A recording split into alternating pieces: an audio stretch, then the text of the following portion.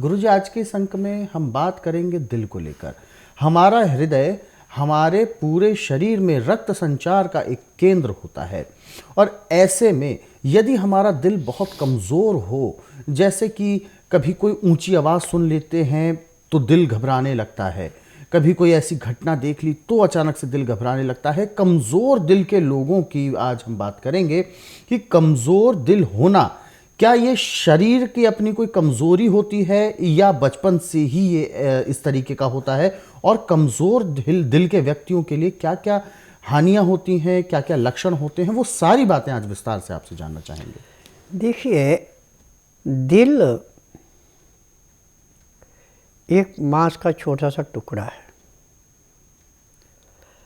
और इसका काम है पूरे शरीर का संचार करना। दुख सुख सब चीज़ों को दिल ही समझ करके उसके ऊपर कंट्रोल करता है। और जिसका दिल कमज़ोर होता है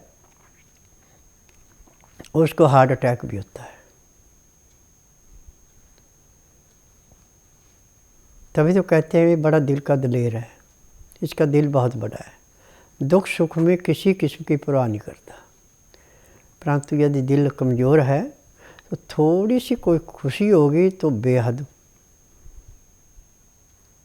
और थोड़ी सी कोई नुकसान हो गया तो बहुत ज़्यादा गम। ये दिल से बर्दाश्त नहीं होता। और इसके लिए आज जो मैं आपको नुस्खा बताने जा रहा हूँ, ये दिल को मजबूत करने के लिए एक किस्म का अमृत है। गाजर एक ऐसा कंद है जो दिल को मजबूत करने के लिए एक किस्म का सोने पे सुहागे का काम करता है।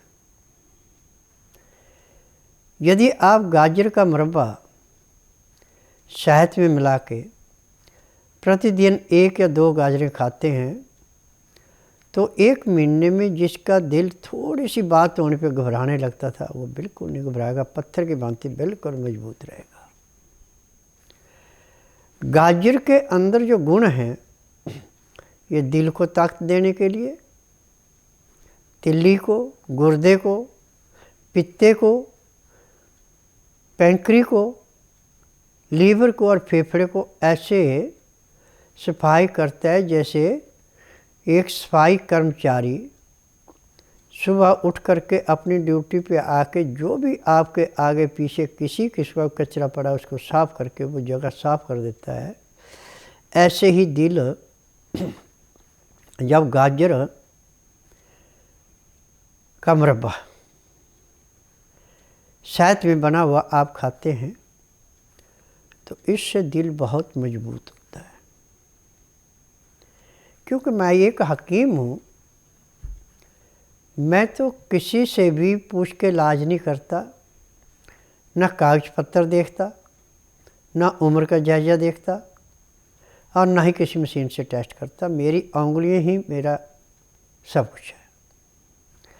जब रोगी 12 घंटे खाली पेट रह के सुबह 10 से 12 के अंदर नाड़ी परीक्षण कराता है तो उसी टाइम उसके पैर के तलुए से सिर के बाल तक की MRI, CT scan, x-ray, ultrasound, ECG, sonography सब कुछ 5 सेकंड में हो जाते हैं।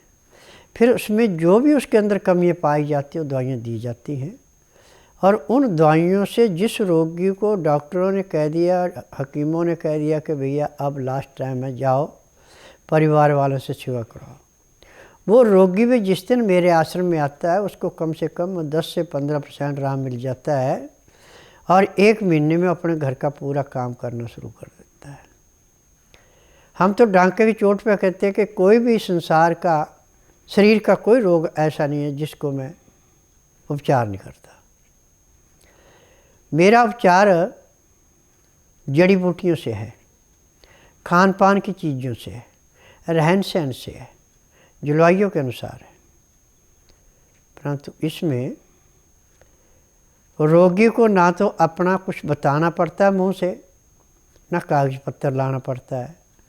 यहाँ का नियम है कि जिस दिन रोगी ने आना है मेरे पास उस दिन बुधवार नहीं होना चाहिए, गुरुवार से लेकर मंगलवार के बीच में आता है, तो जिस दिन आएगा उस दिन नाड़ी परीक्षण करके जब उसको दवाइयाँ दी जाएंगी तो पैर के तलवे से सिर के बाल तक जो भी उसके अंदर कमी पाई गई सब दवाइयाँ इकट्ठी दी जाती हैं। फिर दवाइयाँ खाने के बाद 3 बजे से लेकर 5 के अंदर एक्यूप्रेशर किया जाता है, तो उसी दिन रोगी को कम से कम 10 से 15% आराम तो हर एक को मिल जाता है। जिसका भाग अच्छा उसको 35 से 40% भी मिल जाता है। मेरे आश्रम की दवाइयाँ सारी उम्र नहीं खिलानी पड़ती। किसी रोगी को 15 दिन, किसी को महीना, किसी को 1.5, जो बहुत ही ज़्यादा लापरवाह है उनके 6-6 महीने लग जाते हैं, परंतु दवाई बंद नहीं करनी पड़ती। जैसे ही रोग समाप्त होता है दवाई बंद हो जाती है, अब दवाई खाने की ज़रूरत नहीं है। मेरे दवाइयों के साथ ठंडा पानी, बासी खाना, बेटैमा खाना, तली हुई चीज़ें, मैदे की चीज़ें, आर्टिफिशियल चीज़ें सब बंद होती हैं। दिन का खाना 10 से 12 के अंदर है, रात्रि का 6 से 8 के अंदर है। खाना खाते समय 2 गिलास गर्म पानी, लहसुन प्याज अदरक का रस मिला के पीना अति आवश्यक है। उसका नियम है 2-4 गिराई खाना खाया 2 घुट पानी पिया, फिर 2-4 गिराई खाना खाया 2 घुट पानी पिया। पानी पीने में, खाना खाने में यदि आप 1 घंटे का समय लगाते हैं तो मैं दावे से कह सकता हूं कि जब तक आपके शरीर के अंदर सांस है तब तक आपको किसी डॉक्टर हकीम के पास जाने की ज़रूरत नहीं पड़ेगी, ना ही आपको कोई रोग होगा।